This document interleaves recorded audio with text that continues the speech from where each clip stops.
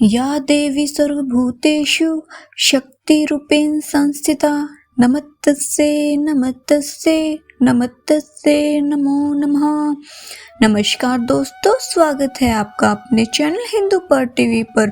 दोस्तों, आप सभी को नवरात्रि की हार्दिक शुभकामनाएं। माता रानी आप सभी की मनोकामनाएं को पूरी करे। दोस्तों, आज की वीडियो में मैं आपको श्री दुर्गा सप्तशती का 9वां और 10वां अध्याय सुनाने जा रही हूँ। अगर आपने इससे पहले के अध्याय नहीं सुने हैं तो आप हमारे चैनल पे जाकर सुन सकते हैं। वीडियो को शुरू करने से पहले वीडियो को लाइक करें और चैनल को सब्सक्राइब करें। श्री दुर्गा सप्तशती का 9वां अध्याय, निशुम्भ वध। राजा ने कहा, हे ऋषिराज, आपने रक्त बीज के वध से संबंध रखने वाला वृत्तांत मुझे सुनाया।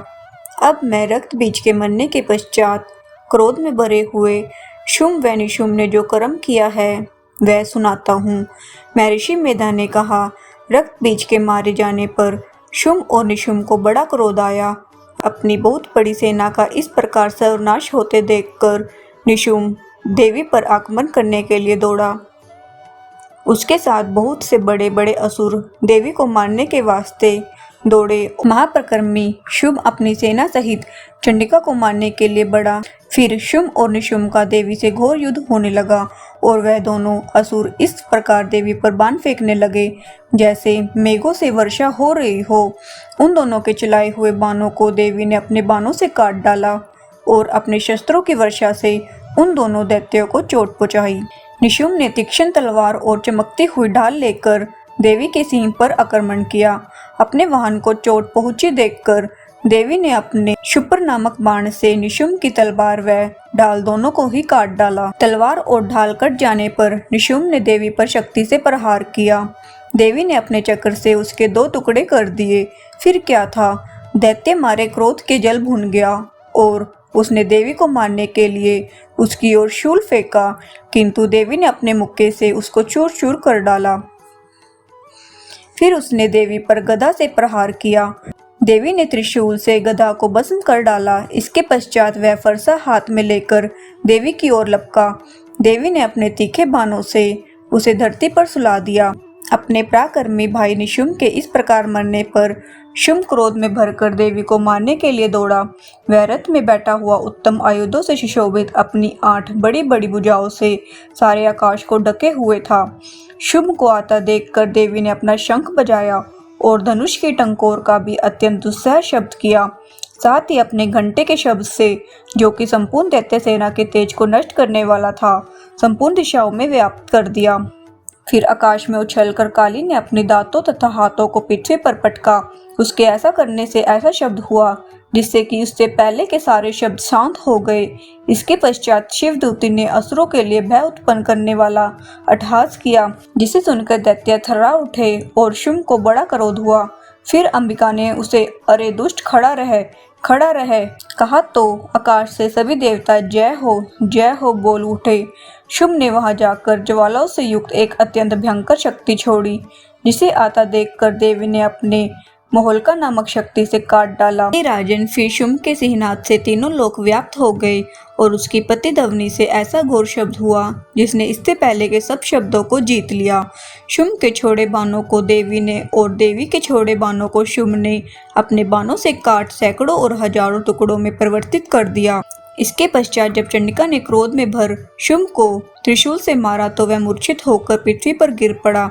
जब उसकी मूर्छा दूर हो गई तो वह धनुष लेकर आया और अपने बाणों से उसने देवी काली तथा सिंह को घायल कर दिया। फिर उस राक्षस ने 10,000 भुजाएं धारण कर चक्र आदि आयुधों से देवी को आच्छादित कर दिया। तब भगवती दुर्गा ने कुपित होकर अपने बाणों से उन चक्रों तथा बाणों को काट डाला।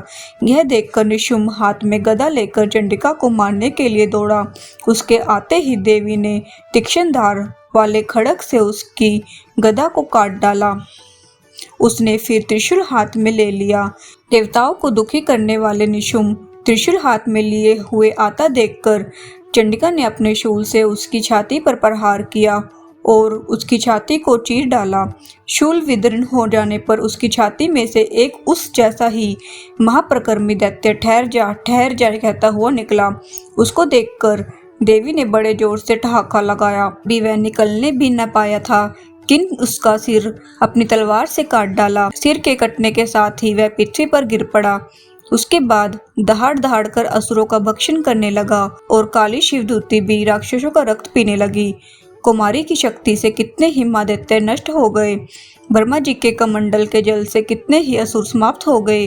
कई दैत्य माहेश्वरी के त्रिशूल से विदीर्ण होकर पृथ्वी पर गिर पड़े और बाराई के प्रहारों से छिन्न भिन्न होकर धराशायी हो गए। वैष्णवी ने भी अपने चक्र से बड़े बड़े महाप्रकर्मियों को कचमूर निकालकर उन्हें यमलोक भेज दिया और इंद्री से कितने ही महाबली राक्षस टुकड़े टुकड़े हो गए। कई दैत्य मारे गए, कई भाग गए, कितने ही काली शिवदूती और सिंह ने भक्षण कर लिए। इस प्रकार दुर्गा सप्तशती का 9वां अध्याय संपूर्ण हुआ। जय माता दी। श्री दुर्गा सप्तशती का 10वां अध्याय शुंभवध। महर्षि मेधा ने कहा, हे राजन, अपने प्यारे भाई को मरा हुआ तथा सेना को नष्ट हुई देखकर क्रोध में भरकर दैत्यराज शुंभ कहने लगा, दुष्ट दुर्गे, तू अहंकार से गर्व मत कर, क्योंकि तू दूसरों के बल पर लड़ रही है। देवी ने कहा, हे दुष्ट, देख मैं तो अकेली ही हूँ। इस संसार में मेरे सिवा दूसरा कौन है? यह सब मेरी शक्तियाँ हैं। देख, यह सब की सब मुझ में प्रविष्ट हो रही है। इसके पश्चात ब्राह्मणी आदि सब देवियां उस देवी के शरीर में लीन हो गई और देवी अकेली रह गई।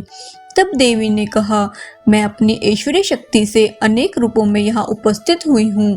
उन सब रूपों को मैंने समेट लिया है। अब अकेली ही यहीं खड़ी हूँ, तुम भी यहीं ठहरो। महर्षि मेधा ने कहा। तब देवताओं तथा राक्षसों को देखते ही देखते देवी तथा शुंभ में भयंकर युद्ध होने लगा। अंबिका देवी ने सैकड़ों अस्त्र शस्त्र छोड़े। उधर दैत्यराज ने भी भयंकर अस्त्रों का प्रहार आरंभ कर दिया। देवी के छोड़े हुए सैकड़ों अस्त्रों को दैत्य ने अपने अस्त्रों से द्वारा काट डाला।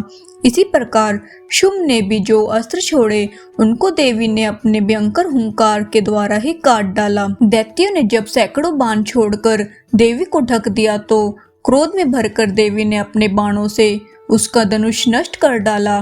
धनुष कट जाने पर दैत्येंद्र ने शक्ति चलाई, लेकिन देवी ने भी उसे काट कर फेंक दिया। फिर दैत्येंद्र चमकती हुई ढाल लेकर देवी की ओर दौड़ा, किंतु जब वह देवी के समीप पहुंचा तो देवी ने अपने तीक्ष्ण बाणों से उसकी चमकने वाली ढाल को भी काट डाला।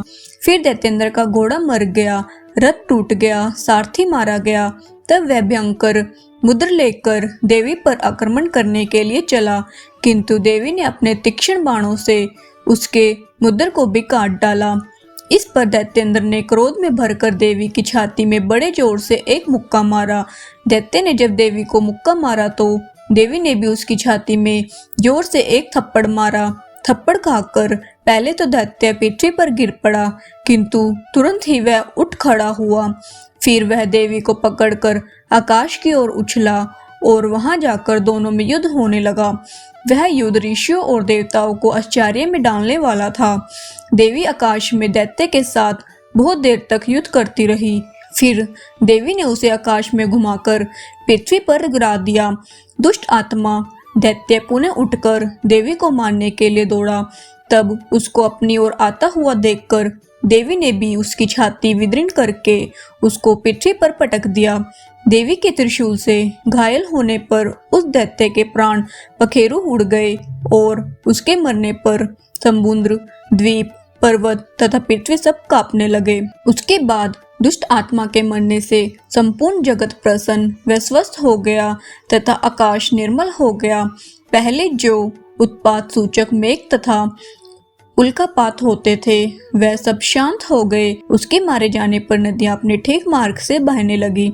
संपूर्ण देवताओं का हृदय हर्ष से भर गया और गंधर्वियां सुंदर गान करने लगी। गंधर्व बाजे बजाने लगे और अप्सराएं नाचने लगी।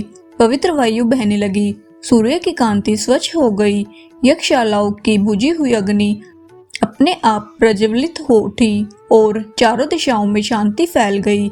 इस प्रकार दुर्गा सप्तशती का 10वां अध्याय समाप्त हुआ। जय माता दी।